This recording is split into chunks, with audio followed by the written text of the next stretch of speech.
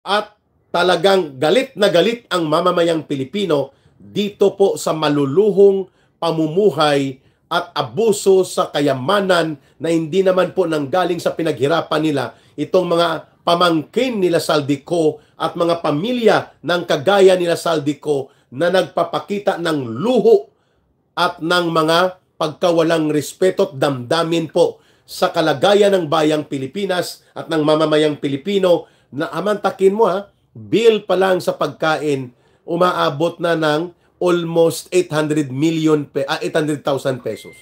At baliwala lang, may eroplano pa at may mga kung ano-anong mga bilyones na worth na mga ari-arian ang ipinapakita po nila. Kagaya din po nitong congressman ng party list na CWS, no, ginamit pa niyang pangalan ng kontraktor. Itong si Garjola, mayroon siyang $10.5 million na mansyon sa Newport Coast, California, na naghahanda na si Marcos ng investment niya na kapag siya ay mapatalsik, bumagsak, napalayas o natapos man yung term niya bilang presidente, ay poprotektahan siya ng ombudsman dahil si Boying Rimulya ang i-appoint. And Boying Rimulya's term under a fixed term law on the term of office of the ombudsman, 6 years. So that will be until 2031, si Boying Rimulya pa rin po ang ombudsman kung buhay pa rin siya.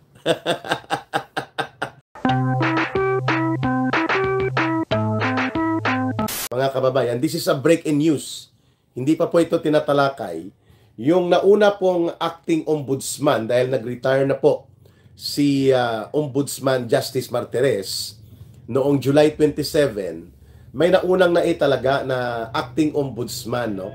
Ang apelyido Castillo. I think nanggaling po siya sa Court of Appeals, no?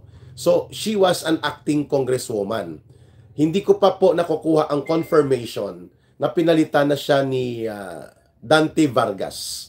Si Dante Vargas po ay matagal ko nang naririnig na ito ang gagamitin nila Marcos at Romualdez para ma-dismiss po ang mga kaso dyan na isinampa. May kaugnayan po, una ang kay Romualdez, tungkol po ito sa kanyang kaso sa pandaraya at paninindikato nila sa budget, yung GAA 2025 o yung Budget Bill of 2025 na sinampa po nila Attorney Topacio at ng iba pang mga abogado at mga concerned citizens, no, na hindi na po kanais-nais itong paninindikato at mga pandaraya sa budget na pinapalusot po nila Martin Romualdez, nila Saldico at ginagawa nilang katayan ng pandaraya at pandarambong sa budget ang slaughterhouse na House of Representatives. So may kaso po yan sa ombudsman, criminal, at mayroon din pong administrative patungkol sa kanilang posisyon. At ang isa pang kaso po na isinampa, laban naman po sa grupo nila Secretary Boying Rimulya, patungkol po ito sa pagpapadukot ng illegal, pagpapatapon at pagpapakulong ng sapilitan at illegal kay former President Rodrigo Duterte upon the recommendations po ng Senate Committee on Foreign Relations, mga kababayan, sa pangunguna ni Senator Amy Marcos. So, I think kasama po si General Diwata Torre at sina General Marbil, yung nag-retire na attack dog ni Marcos at nila Romualdez at nila Remulla, yung pinalitan ni Torre. So, mga kababayan, ang mga malalaking kaso na ito laban sa matataas na opisyal ng gobyerno, pending po ito sa sala ng ombudsman o sa opisina ng ombudsman, no? Cathy Simafranca, si Lorenzo Rebigan. Ayan, marami na rin po palang pumapasok. Hindi ko lang nababasa po ang kanilang comments dahil hindi nag-a-appear sa comment section ng Facebook, no? Ang nakikita ko lang po yung ating tawag nito sa YouTube channel. Ayan. Crescenciano Prado, maayong aga ka Eric, watching from Las Piñas City. Thank you. Si Josephine Portugal, OIC Ombudsman Dante Vargas. I meet her Vienna, Austria. Sabi ni Josephine. Yeah, mukhang napalitan na nga si Castillo, no? 2 days ago, nakatanggap ako ng informasyon sa very close na ally ko at reliable sources of information, no? na si Justice Castillo, ex-Justice Castillo, ay umalis na sa pagka-acting ombudsman. Hindi ko alam kung nag-resign din po siya, Marga M. and Ben Dogwe, sa pagiging acting ombudsman niya lang o sa pagiging bahagi ng ombudsman, no? So ngayon, ang pumalit ito si Dante Vargas, no? Ang agenda according to reports ay ipawalang sala po, hindi lamang sila Romualdez at sila Saldico at iba pang mga inakusahan tungkol po sa pandaraya ng budget, kung hindi pati po ang pagpapawalang sala o ang pagkakadismiss sa pending cases ni Remulla at ng mga kasamahan niya dyan po sa ombudsman. At then ang game plan ay ipapasok po at ilalagay si Remulla bilang panibagong ombudsman. Ito po ay may fixed term, I think, na 6 na taon. So, kahit wala na po si Marcos, kung matutuloy itong mabangis na balak nilang sakmalin ang pamunuan sa pagiging ombudsman, mga kababayan, edi until 2031, nandyan pa si Remulla sa pagiging ombudsman at ipapasiguro niya na hindi maaakyat o magkakaroon ng pag-usad ang anumang kasong kriminal na isasampa ng mga mamamayan o ng mga concerned sectors laban kay Marcos. Kaya may kumakalat ngayon ng mga messages sa chat group, nakikita ko na hindi po bababa sa between 7 million ang operational cost nito. Mababa po yung 7 million, baka doble or triple yun, baka mga 20 milyones ang ginastos dito. At kung sinong gumastos, alam nyo na kung sino may interes. Sino bang may interes na umupo bilang ombudsman? Si Boyeng Remulla. Maliban sa pagkakapal ng mukha ni Boyeng Remulla, na gusto talaga niya mag-ombudsman din, ay sino pa bang may gusto? Di po ba sila Romualdez, sila Marcos? So maliit po yung 20 million kaysa 7 million pa nga na binabanggit, ano? Pero mukhang ang 7 million ay deposit. Deposit yon para itong acting ombudsman na si Dante Vargas ay i-dismiss ang kaso ni Boyeng Remulla next week, mga kababayan. Marami po siguro nag-comment, hindi ko lang makikita why. Kasi dito sa Facebook, marami na rin pumapasok. Mahigit 18 or almost 90 ang naka-live. Ang ating YouTube channel, almost 300 ang naka-live. No? Malaki na rin po ito. So ulitin po ni Ka Erica, this is a very sinister. Delikado po ito, may pagka mabangis, no? Sapagkat hindi na po kinikilala ang delikadesa, ethics in the practice of government functions. At itong si Boyeng Remulla from the very start may conflict of interest sapagkat may pending case ka nga sa ombudsman and then nag-apply ka pa sa pagiging ombudsman. Di po ba? So that is a very clear violation doon sa Code of Ethics and Professional Conduct ng isang opisyal ng gobyerno. Pero ang una pong nawala sa mga opisyal ng gobyerno, lalo na sa mga matataas, ang katungkulan sa gobyerno ni Marcos ay ang pagiging walang hiya. Yan ang mahiya, kaya naging walang hiya sila. Ang unang nawala po nang umupo itong administrasyon ni Marcos ay ang pagiging mahiyain o magkaroon man lang ng hiya at delikadesa. Ang mga opisyal ng gobyerno na wag magnakaw, wag magdambong, wag maging durobo, wag makapal ang mukha, at wag gumamit ng abuse of power at ng conflict of interest, sige lang ipilit pa rin. Kaya naging walang hiya po ang karamihan na nasa opisyal ni Marcos Jr. Siyempre, ang pinakauna na pinakawalang hiya at wala pong anumang pagkilala sa tamang proseso ng pag-iral ng batas at yung tinatawag na Code of Ethical Standards and Professional Conduct among government officials, ang balasubas, si Marcos. Siyempre, kasama si Romualdez. Yun po ang pinakatotoo dyan. Ano? At malinaw mga kababayan na from the very beginning po, masama ang hangarin nila Marcos, Romualdez at nila Remulla na payagan po at itulak na mag-apply sa pagka-ombudsman itong si Boyeng Remulla sapagkat from the very beginning po, conflict of interest po talaga yan. Ay may pending case ka nga sa ombudsman. At pangalawa, politiko ka at ang mga pamilya mo. So therefore, ang unang priority ng ombudsman, kung ikaw ang magiging ombudsman, malinaw na iabsuelto mo, palulusutin mo ang sarili mo at ang iba pang mga konektado sa iyo at mga politiko. At kilalang kilala ito si Boyeng Rimulya na ganyan po ang laro nila sa politika. Marumi. Marumi ang laro nito sa politika nila. Ngayon, sa pamamagitan po nitong pangyayaring ito mga kababayan, mukhang tumama ang ating source nang sinabi niya na si Acting Ombudsman Castillo, babae ito si Acting Ombudsman Retired Justice Castillo ay magbibitiw na po at nagbitiw na nga pala noong Friday. At mukhang si Dante Vargas na ang Acting Ombudsman at by Tuesday or Wednesday daw, lalabas na ang posibilidad na dismiss ang kaso nila Boyeng Rimulya at mga kasamahan niya, malamang pati si Diwata Torre, at saka sila Marbil. Kasi pinagsasampahan ito ng kaso sa ombudsman.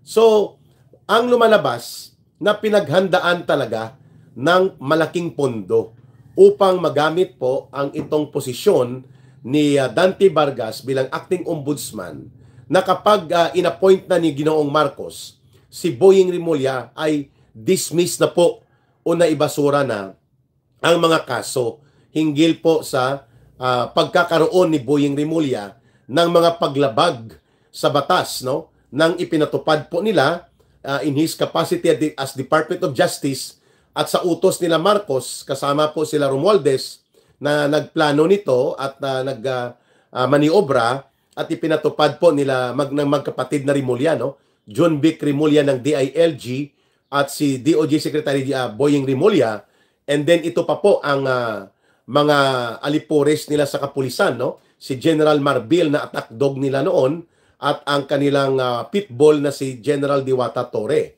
So lahat ng ito po ay nakita ng taong bayan kung paano nilapastangan, nilabag, inikutan ang batas at ginamit ang batas para illegal na ipakidnap, ipapadukot at ipapatapon at ipapakulong sa isang bogus na entity si Pangulong Rodrigo Duterte. Yan po ang naging dahilan kung bakit naisampahan po ng kaso itong si Boyeng Rimulya dyan po sa ombudsman. Criminal cases din po yun, at may administrative po na mga kaso.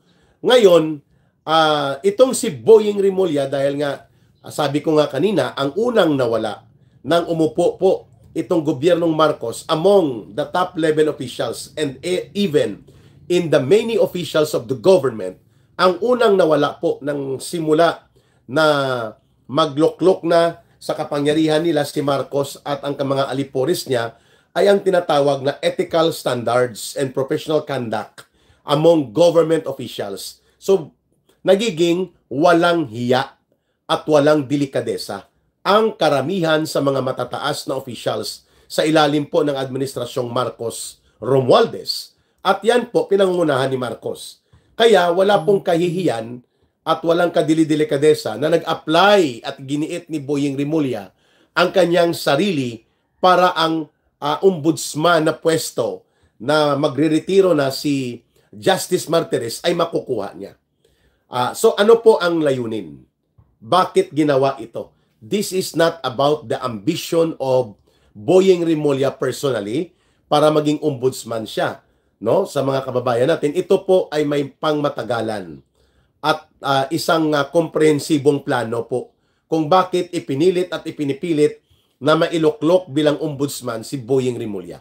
Pero bago natin puntahan po ang perspective and context o yung konteksto at perspektiba, bakit po si Boyeng Rimulya ay ipinipilit na ipwesto at mailuklok bilang ombudsman. Puntahan po natin muna itong iskandalo ng pagkakabulgar that acting ombudsman Dante Vargas ay itinuturo po ayon sa mga aligasyon at kumakalat nito may deposito na daw na 7 million pesos.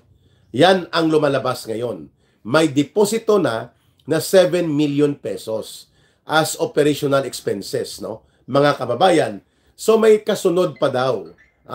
Bago ako sumampa sa ating live stream, ay pinaghahandaan na ang additional 50 million na para kumpleto at ang rekado at buto-buto para po mapadismiss, maibasura na ang mga kaso na nakapending laban kay Boying Rimulya ay mga 50 million pa daw ang kasunod, mga kababayan. And ang source of information ay alam niya ang kalakaran sa loob ng ombudsman. At hindi ko na po sasabihin sapagkat naging intelligence network po sila ng ombudsman hinggil sa mga case build-up, pangangalap ng mga impormasyon. Itong source natin po, ang ilang grupo nila ay nakakapagbigay ng impormasyon sa ombudsman. So they have established a network of intelligence and information support network inside ombudsman. At lumalabas nga, tumugma sila. Nang sinabi nila, bantayan mo ka Eric, before the weekend ay magkakaroon ng panibagong acting ombudsman sa katauhan po ni Dante Vargas. At lumabas nga, kaninang umaga nakita ko, ang acting ombudsman na daw si Dante Vargas. At by Tuesday or Wednesday ay mapa-dismiss na po ang mga kaso na kinakaharap po nila Boying Rimulya at na mga kasabwat nila. Para ang kasunod niyan, siguro mga a week after na, within the first week of September o middle of September, magiging ombudsman na ng tuluyan itong si Boying Rimulya. Bingo! Ibig sabihin po, hindi lang ito kay Boying Rimulya na plano. This is all along beyond the personal ambition only of Boying Rimulya to be appointed as ombudsman. Pero by the way, ano po ba ang kahalagahan? Ano ba ang bigat ng kapangyarihan na pwedeng gamitin ng isang ombudsman? At bakit ito pinaglalawayan ni Boying Rimulya at nila Marcos at Romualdez na ang makakaupo dyan ay talagang kabarkada nila at kaalipore sa mga ulupong na gawain nila upang ang kabulastugan sa batas at pag-aabuso sa poder at pandarambong sa pundo ay makakalusot. Gaano ba kabigat ang poder at kapangyarihan mayroon ang isang ombudsman? And ano ba ang ombudsman? Ayan. Mga kababayan, ang ombudsman po ay isang constitutional office. Ito po ay constitutional body. Ibig sabihin po, hindi ito under sa Office of the President o saan man na mayroon pang mataas sa kanya na opisina. Ito po ay specifically created by the Constitution.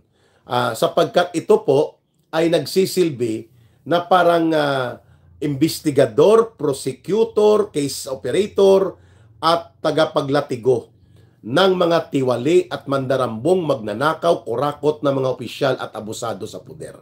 At all levels, from barangay captain, barangay kagawad, treasurer, paakyat po, no? Even to the president later on, no?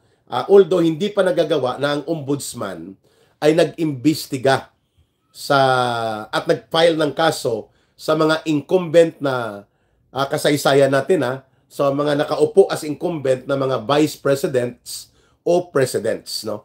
There was or there is any precedent o walang naunang mga kaso na may ginawa ang ombudsman na mag-imbestiga at magsampa ng kaso sa aktibong nakaupo pa sa pagiging pangulo o pangalawang pangulo, even sa isang speaker of the house o isang senate president, no?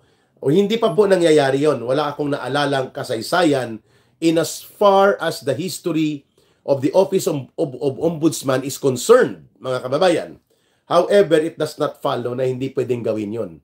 Lalo na tinatarget nila na gamitin ng ombudsman para magsampa ng samot-saring kaso, kriminal at administratibo laban kay Vice President Sara Duterte dahil hindi nga makalusot-lusot sa impeachment proceedings dahil hindi nagko-cooperate ang Senado bilang maging impeachment court at wala silang numero ng 16 senators para ipakonvict si Sara Duterte.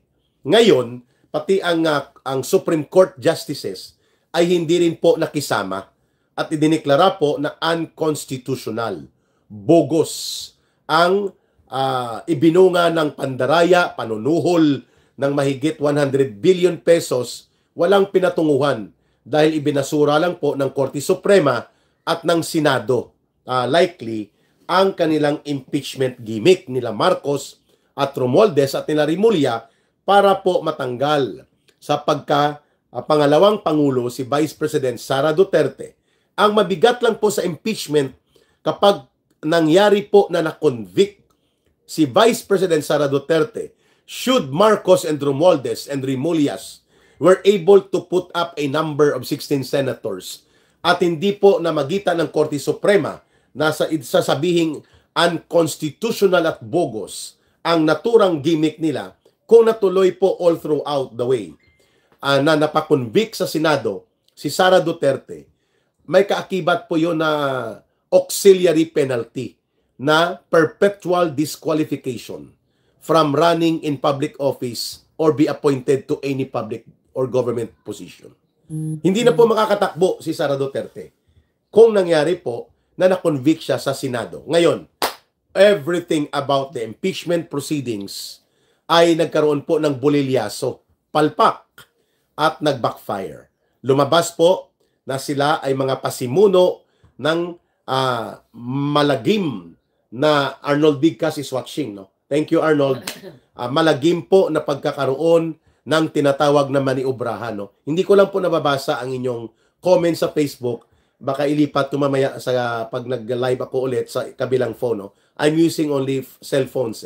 Hindi ko po nagamit ang laptop ko.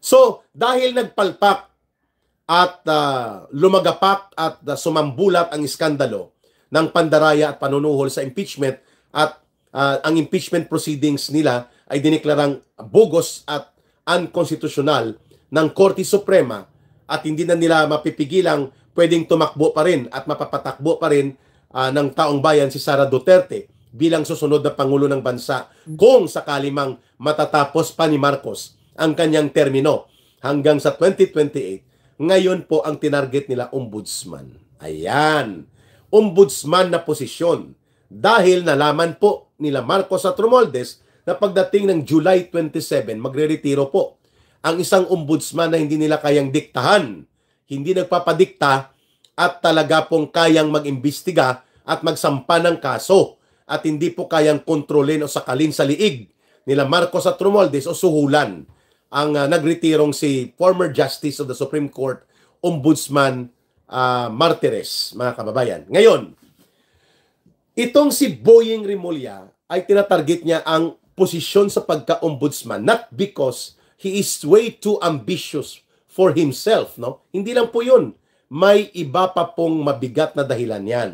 At siguro nakikita nyo na ang pattern kung ano ang target nila at ano ang layunin. Because the ombudsman, as a constitutional body po, ang ombudsman ay mapapatanggal mo lang yan kapag siya ay na-impeach at na-convict sa impeachment court.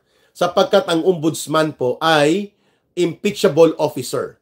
Ibig sabihin po, matatanggal siya by way of resignation, death while in position, namatay siya, nagkaroon ng sakit, incapacity, dahil po nagkaroon ng malubhang sakit na hindi na siya makafunction or by impeachment.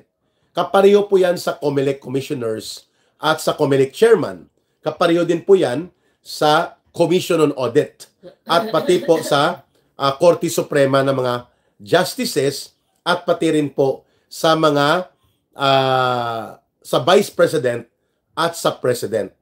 Ang Senate President po at ang mga senador at ang Speaker of the House at ang mga kongresista, hindi po sila impeachable officials. So therefore, either by way of recall election, resignation, or ethics dismissal by the Ethics Committee endorsed to the plenary, yan po ang pwedeng mangyari sa kanila. But they are not impeachable officers na kagaya po na nakasaad sa konstitusyon. So mabigat po ang kapangyarihan ng ombudsman. Yan po ay constitutional body. Yan ang nag-iimbestiga, naglalatigo, nagsususpend, nagpapatanggal, at nagpa-file ng mga kaso at i-prosecute at ipakulong ang lahat ng mga tiwali, abusado, kurakot, durubo, mandarambong, magnanakaw, at mga waslik poder o mga power trippers, oppressors, at mga tarantado at balasubas na opisyal ng gobyerno. Lahat po ginagawa at kayang gawin ng ombudsman yan. Ayun, pati mga pribadong tao nakasabwat ay pwede pong kasuhan. Pero by tradition and by history, I was not able to recall or I am not able to recall any cases involving the ombudsman na sila po ay nagsampa ng kaso o nag-prosecute o hinabol nila ang presidente, vice presidente, senate president o kaya ang speaker of the house while they are in office, itong mga naturang binanggit kong mga opisyal. So hindi ko pa po nalalaman na ginawa yan ng ombudsman. However, it is also undeniable na ang backup plan o plan B ng gobyerno ni Marcos ay ang pagsasagawa ng hakbang sa pamamagitan ng ombudsman na ipaimbestiga at magkaroon ng case build-up at isampa at iprosecute ang kaso kriminal at administratibo laban kay Vice President Sara Duterte in the guise na si Sara Duterte ay may problema daw sa confidential fund na ninakaw niya. Hindi lang daw 125 million kundi 500 million ang gusto nilang iakusa kay Vice President Sara Duterte. Bagamat ang lahat ng ito po ay nagkaroon na ng unmodified opinion ang COA, meaning no anomalous transactions or releases of funds or any transaction of anomaly na nangyari sa office of the Vice President even when she was still the DepEd Secretary. Hindi pa rin sila kontento, inaakusa pa rin po nila yan, nila Marcos, nila Romualdez at mga tauhan niya laban kay Sara Duterte sapagkat ang layunin nila talaga ay lutuin ang pagkakataon na may kaso na ididikit nila sa mga Duterte, lalo na kay Vice President Sara Duterte, upang ito po ay mapatanggal sa pagiging pangalawang Pangulo. Ngayon, maliban dyan, ginagamit din at minimension ito ni Boying Rimulya, Rosana Pai Puentes, Wawi Jones. Happy birthday kay Nini Langging, papupot, nakikinig sa gilid ko. At pag ganun-ganun siya.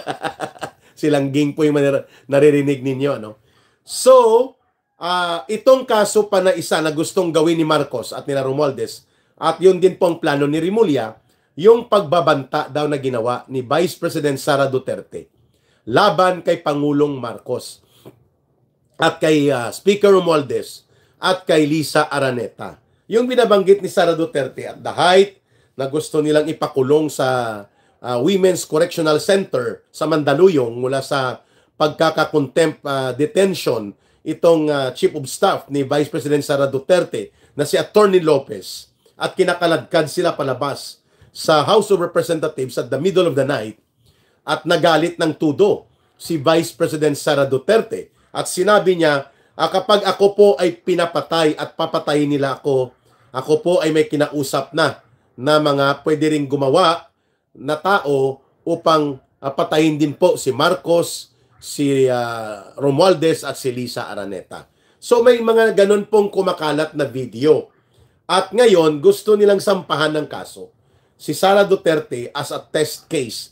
Maliban pa po doon sa usapin ng confidential fund na ina-allege nila Marcos, Romualdez at nila Rimulya at ng mga tauhan nila na ninakaw o chinikiming, no, pinalusot at inabuso ni Vice President Sara Duterte. On top of that, itong kaso ng pagbabanta laban sa the first couple, si Marcos at si Lisa, at sa Speaker of the House. No? Ngayon, hindi nila magawa yan sa panahon ni retired ombudsman. Nung aktibo pa siya, hindi nila magagawa yan kay Ombudsman Martires. No? Kasi sa tingin ni Ombudsman Martires, it's a simple case. Kung gusto nyong gawin yan, kasuhan nyo doon sa korte. Tingnan natin kung i-accept ng korte. But by tradition po sa Pilipinas, which we followed it from the United States of America, ang nakaupo at incumbent na presidente at vice-presidente, hindi po sila sinasampahan ng kaso or yung tinatawag na immunity from suit. Ibig sabihin po, under the practice and history of traditional protection to the office of the president and the vice president, likewise, hindi po sinasampahan ng kaso until incumbent pa po ang nakaupong presidente at vice-presidente. Ang ibig sabihin po, mga kababayan, ay inaantay mo nang matapos ang kanilang termino o kaya wala na po sila sa puder at kapangyarihan. That is not under the law. That is a tradition that the sitting president or the active incumbent president while in office as well as the vice president, they are not to be subjected to the filing of whatever cases so that ang kanila pong posisyon ay hindi po maapektuhan at madisturbo until matapos po nila ang kanilang termino. But again, that is only explicit in the traditional and the observance of protocols.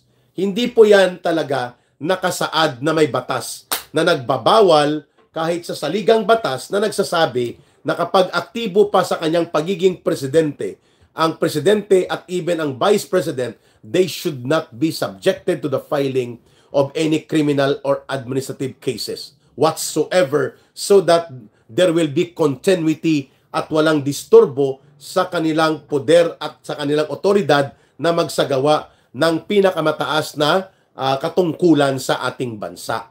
But that is not explicit. Mga kababayan, ngayon, gustong itesting nila Marcos. Gustong itesting nila Boying Rimulya. Why not sampahan po natin ito ng kaso?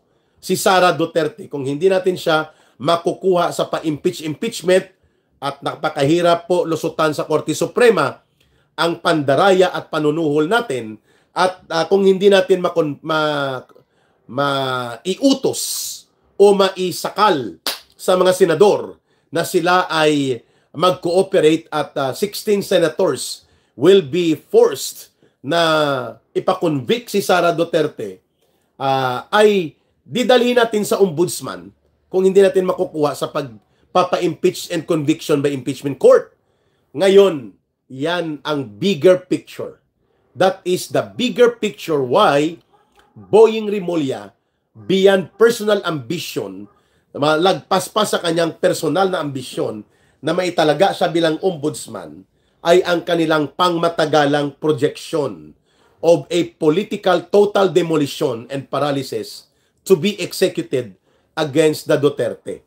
And the sole remaining strong obstacle, doon po ang balakid at hadlang upang magtuloy-tuloy ang pagkokontrol at pagmumonopolyo nila Marcos ng poder at kapangyarihan lagpas pa sa 2028 at sapagkat ipapalit nila si Martin Romualdez muna and then si Sandro Marcos. Yun pong game plan. Ano na yan? Given.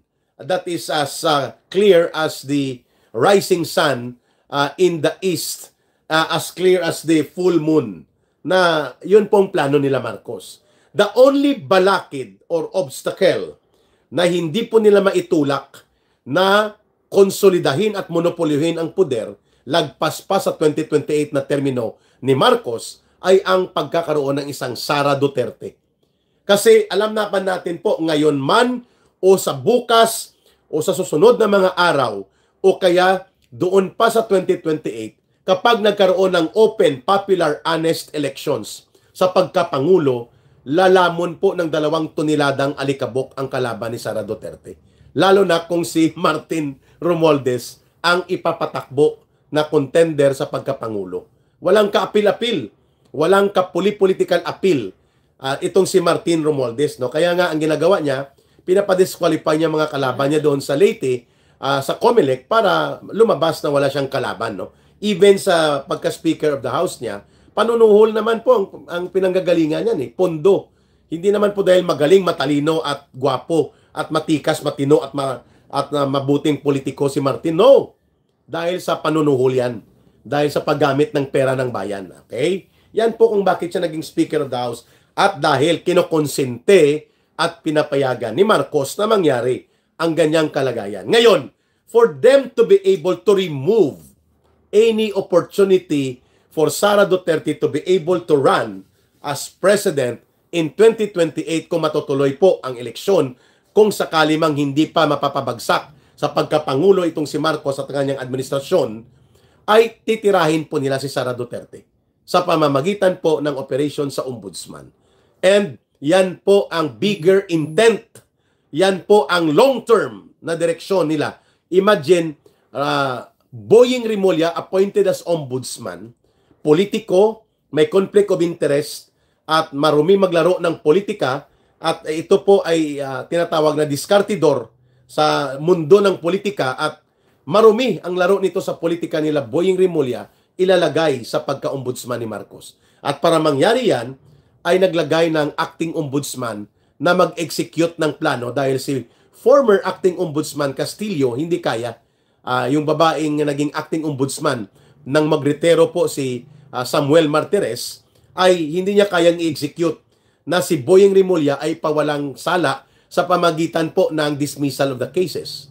Ito ngayon, lumabas ang pangalan, Dante Vargas. At ngayon, may deposito na daw ng mobilization fund ayon sa mga ulat at may parating pa na hindi bababa sa 50 million ayon sa sources sa loob ng intelligence network sa ombudsman.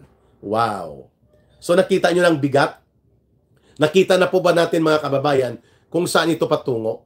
And besides, maliban po na itest nila itong tradisyon at protocol that we do not file or there is no filing of whatsoever cases, criminal or administrative, laban sa nakaupong incumbent na presidente at vice president, they are going to try also kung kayang gamitin ng ombudsman din na siyang mag-prosecute kay Vice President Sara Duterte. Wow! First time ito that a vice president na hindi nila kayang ipa-remove sa impeachment operations nila ay ipapa-remove nila by way of ombudsman. At there is no perfect guy to execute the evil scheme and to be so astute and sinister at the same time. Astute po, diskartidor, maro. Sinister po, marumi maglaro. So there is no guy astute, as sinister as possible, other than Boying Rimulya, sitting as ombudsman, na kayang ipatupad itong marumi at balasubas na plano nila. Natatanggalin talaga si Vice President Sara Duterte sa pagkapangalawang Pangulo, and there will be also perpetual disqualification from her not to be able anymore to run into public office. Wow! Ayos!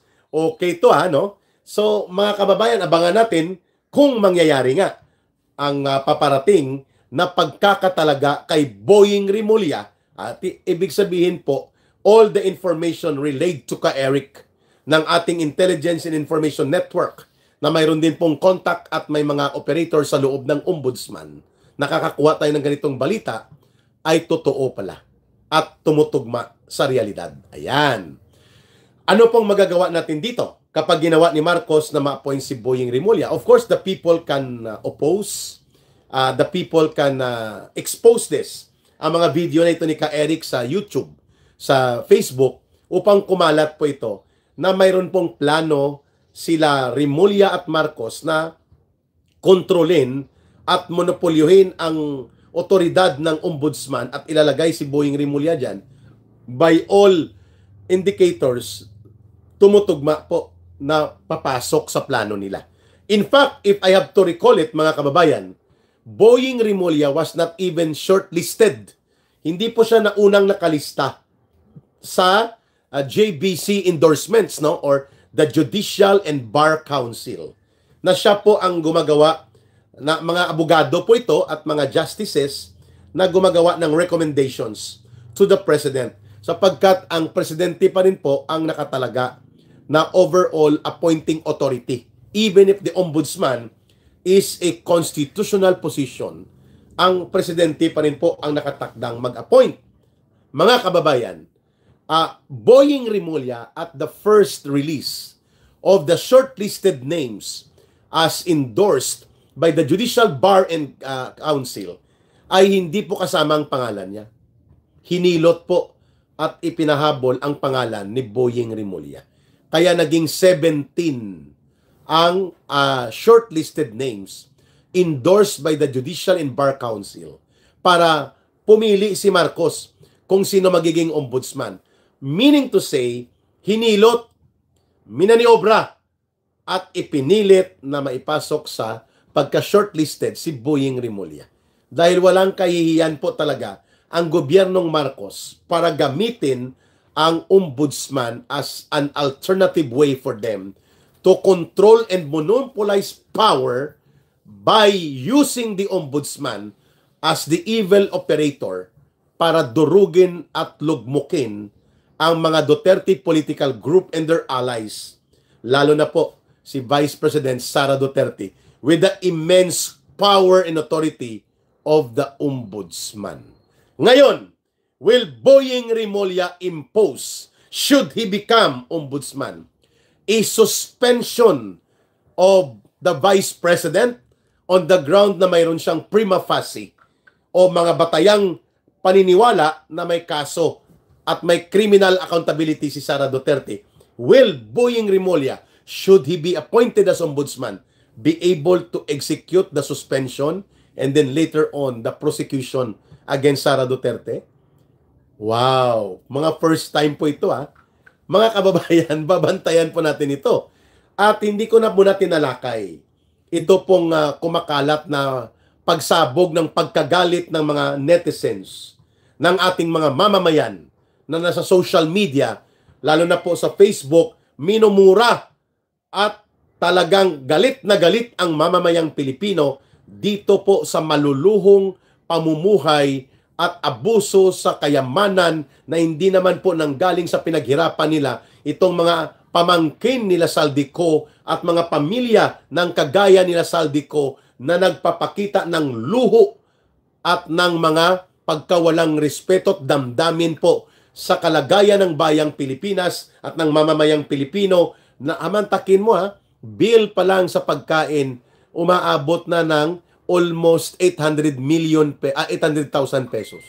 At baliwala lang, may eroplano pa at may mga kung ano-anong mga bilyones na worth na mga ari-arian ang ipinapakita po nila. Kagaya din po nitong congressman ng party list na CWS, no, ginamit pa niyang pangalan ng kontraktor. Itong si Garjola, mayroon siyang $10.5 million na mansyon sa Newport Coast, California.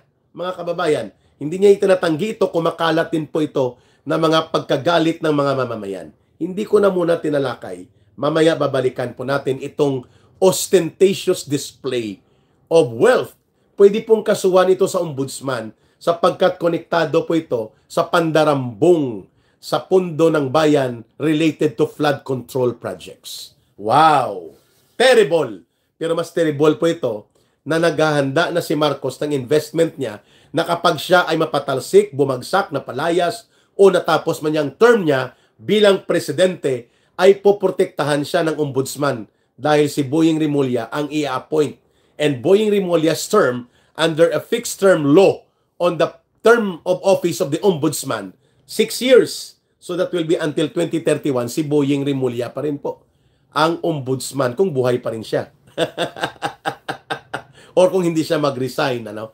Kung maalala nyo po, nangyari po yan na nag-resign na lang ang ombudsman o na-appoint sa panahon ni GMA, ni Gloria Macapagal Arroyo. I'm referring to Ombudsman Merceditas Gutierrez, kung saan po pinapa-impeach din siya ni Noynoy Aquino dahil nga hindi niya kursunada ang Caracas, bata ni GMA, at tinahabol niya si GMA, kaya kusang loob na nag-resign si Ombudsman Merceditas Gutierrez kaysa mag-trial pa sa impeachment court at mapapahiya pa at atakihin siya kagaya ng ginawa sa kay the late Chief Justice Renato Corona. So ito ngayon si Boying Remulla, yan din po ang target niya na poprotektahan niya ang interes ng mga Marcos at interes ng mga Remulla, of course, at nila Romualdez na barkada nila upang hindi po basta-basta uusad ang anumang kasong isasampa, kriminal, pangungurakot, pandarambong, at ano pang mga paglabag sa batas at pag-abuso sa poder. When Boying Remulla sits as the ombudsman, nothing will move forward. Yun po ang ibig sabihin ng pangalawang bigger agenda nila. Boying Remulla is an assurance and guarantee investment of Marcos and Romualdez. Why? Because when he is appointed as ombudsman, alam nila kung gaano ka-astute at gaano ka-sinister. Magandang pakinggan ang word na astute, no, pag English. Pero ang equivalent po niyan, maro. Diskartidor. Ang sinister po, balasubas. Yan po ibig sabihin.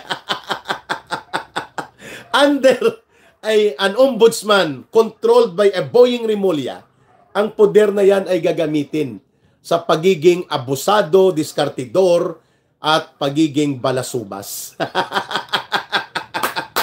In favor of Marcos, Romualdez, and the Remulyas. And their allies.